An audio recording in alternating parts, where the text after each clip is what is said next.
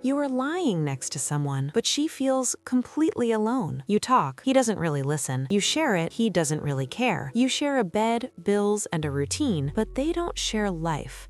And the worst part, you are more alone with him than you have ever been single.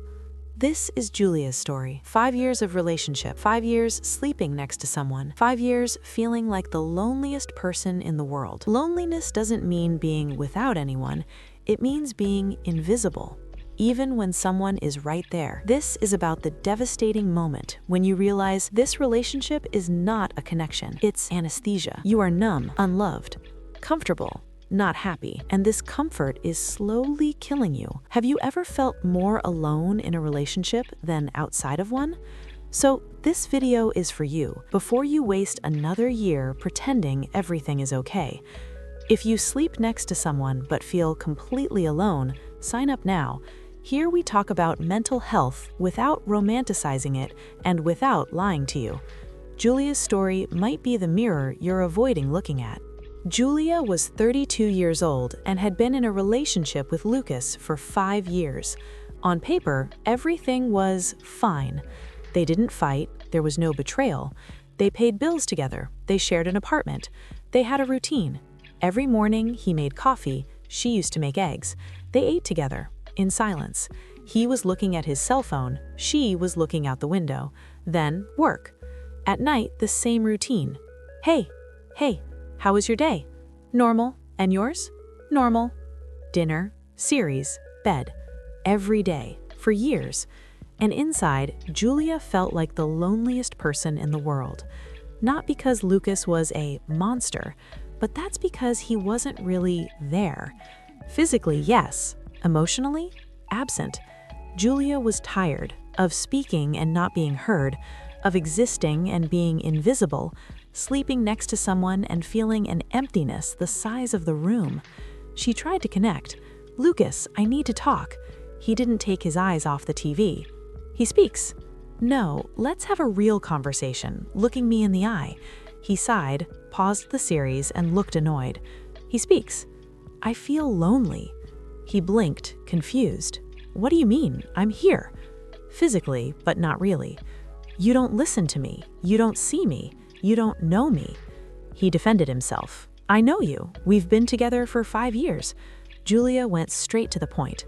Do you know what I think, what I feel, what I want? Silence. Long, awkward. I think so. He didn't know, and they both knew it. When you need to explain to someone that they don't know you, she doesn't know you. And that truth hurt more than Julia could admit. Julia's friends didn't understand. But you guys are so stable. He's so trustworthy. At least he's not cheating on you. And Julia agreed because on paper it was true. Lucas was stable, reliable, loyal, but he was also empty. It lacked depth, wasn't curious. He didn't ask about dreams, fears, or desires. He simply existed beside her, not with her. This is loneliness for two, being together and feeling empty. Sleeping together and waking up alone.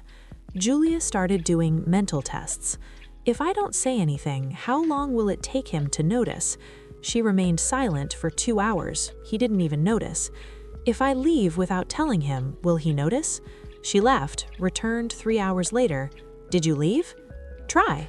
Ah, and she returned to TV. He noticed a physical presence, never an absence of emotion, because emotionally, she had always been absent from his life. Julia began comparing it to the time when she was single. Being single, did she feel lonely? Sometimes. But it was honest loneliness. He had no one, therefore he was alone. Now things were different. She had someone, and yet a hole in her chest. That's deceitful loneliness. False loneliness hurts more because it comes with guilt. I have someone. Why isn't that enough? That must be my problem.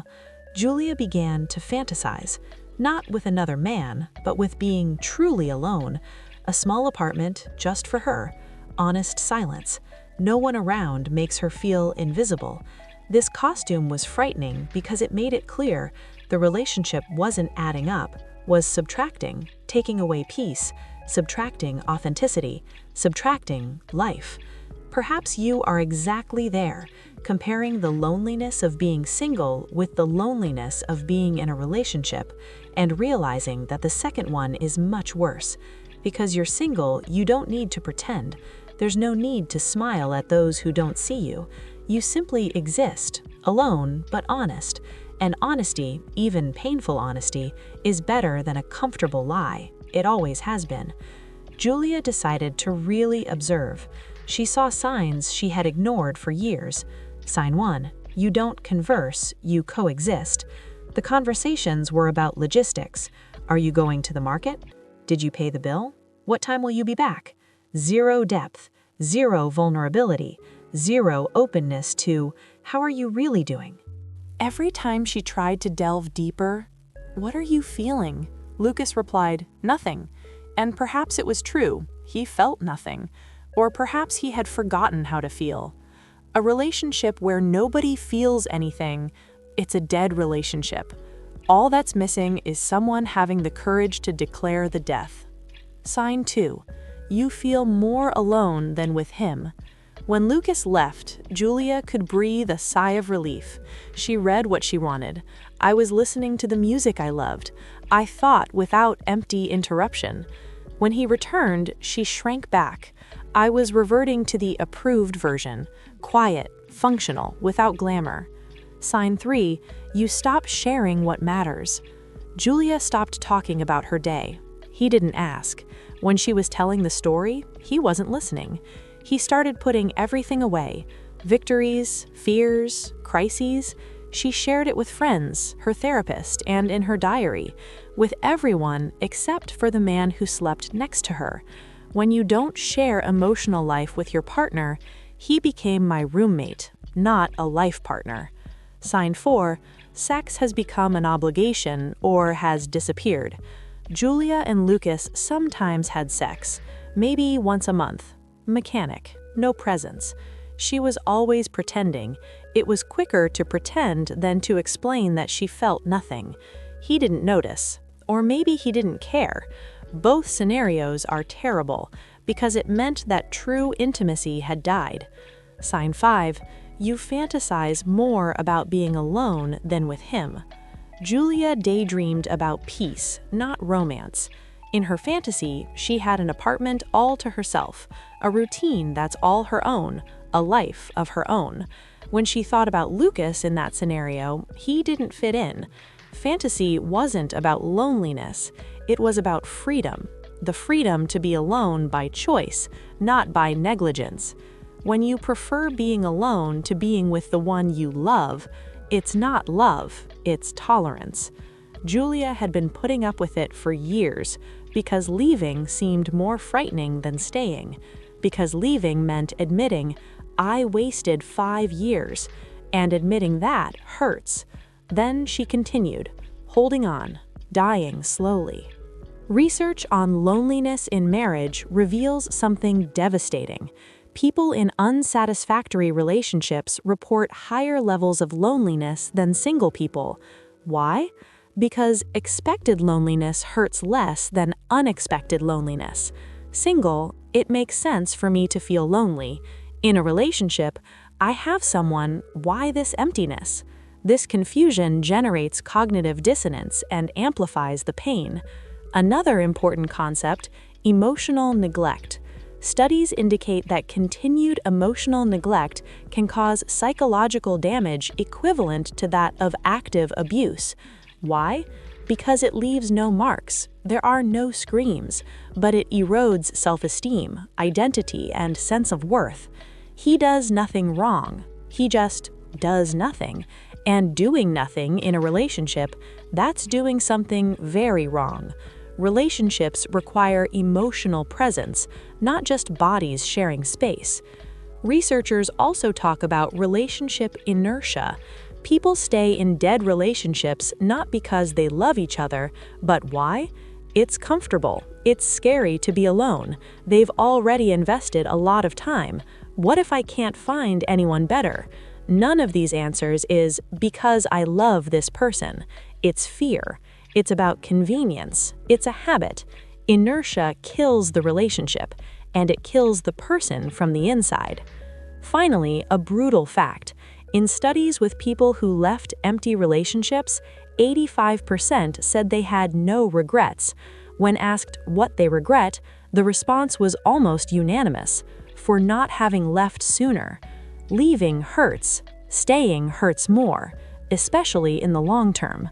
Julia didn't know those numbers yet, but her body knew, because she was reaching the finish line.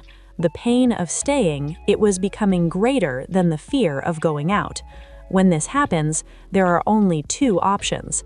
Either you leave or dies completely inside.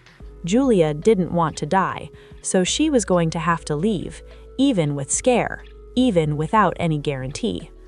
The final conversation was unplanned. They were having dinner, the usual silence. Julia asked, "Are you happy?" Lucas stopped with his fork in mid-air.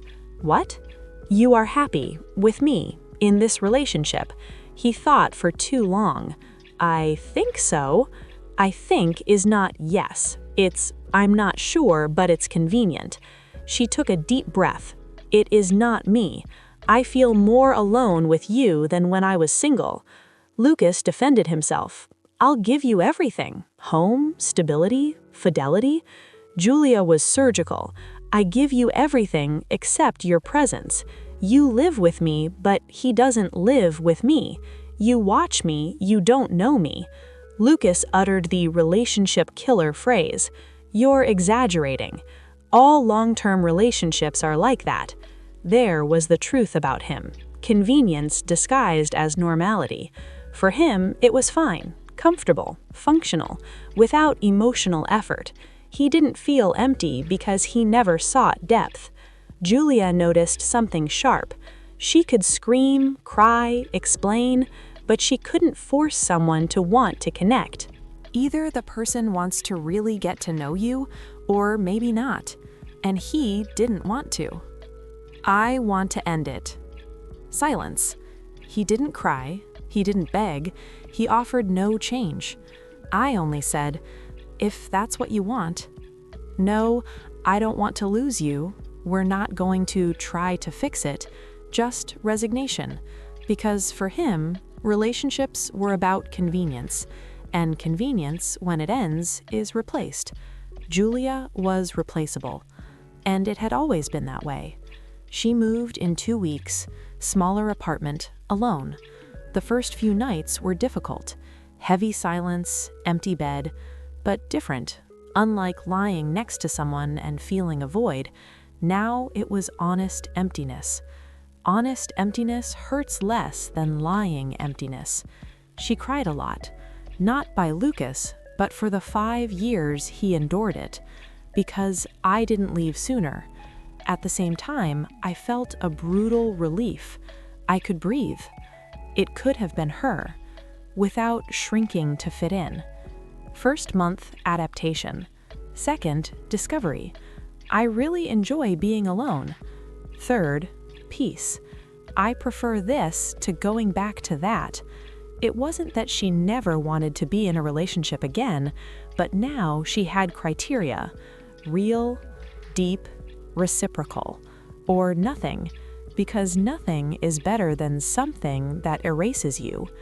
6 months later, she saw Lucas on the street with another woman. He introduced her. "That's my girlfriend." Julia felt nothing. Not even anger, not even jealousy. Not bad, just a neutral void, which confirmed she had made the right choice. If you feel nothing seeing your ex with someone else, it was never love. It was coexistence. She mentally wished the girl good luck, because she would probably experience the same loneliness until I wake up. A year later, Julia was doing well. Not in a relationship. Okay. I had real friends, hobbies, therapy, life. And most importantly, she had herself back. Julia the real, not a shrunk version. When I thought about getting into a relationship again, I didn't feel despair. I felt there was a criterion. I only get involved in something that adds value, not something that numbs me. She learned being alone and alive is better than being with someone and dead inside, and he never forgot. Emotional safety warning. If you are in an abusive relationship where leaving is physically dangerous, seek professional help. This video discusses empty, non-violent relationships. Let's name it. The relationship turned numb when you don't converse, you coexist. You feel more alone than you do with him. You stopped sharing important things. Has sex become an obligation, or has it disappeared? You fantasize more about being alone than with that person. This is not a bad phase, it's a dead relationship. And a dead relationship doesn't come back to life just because one side wants it. It would need both, and usually only one is trying. Science shows people in unsatisfying relationships feel more lonely than single people. Emotional neglect has an impact equivalent to abuse. Inertia keeps many people trapped, but 85% of those who leave don't regret it. They only regret not leaving sooner. You don't need a big scandal to leave. I am not happy is reason enough. 3 practical questions. Do you feel more like yourself with him or without him? If the honest answer is without him, that's already a huge sign. Do you share an emotional life with him? Otherwise, you have a roommate, not a partner. If you woke up alone tomorrow, would it be a relief or panic? If the first sensation is relief, you already know. You're just putting it off. Every day you postpone is a day of real life that will never return. Julia postponed it for 5 years. He doesn't regret leaving. He regrets not having left during the first 2 years, even though they already knew the truth but were afraid. She doesn't have a perfect life today. She has a real life. She is alone but present, connected with herself, open to genuine connection, but it's okay if she doesn't come. Perhaps you are reading this while lying next to someone, feeling the same emptiness that Julia felt. Fear is real, but death within is also that. At some point, you're going to have to choose temporary fear or permanent death. Fear passes, death within, no. You deserve to be seen, well known, connected, or at the very least, honestly alone, but never again invisible next to someone. Answer this for yourself now. Am I more myself with him or without him? Do I have a partner or roommate? Would being alone be a relief or a punishment? If the answers scared you, you already know what that means. Subscribe to the channel. Here we talk about mental health and real relationships, not fairy tales. And leave a comment below. Am I more alone inside or outside today? Your honesty might wake someone up, because a relationship that doesn't see you is not a relationship. It's a beautiful prison, and you deserve freedom, even if it's scary, especially when it's frightening, because freedom is life, and you deserve to live, not just coexist.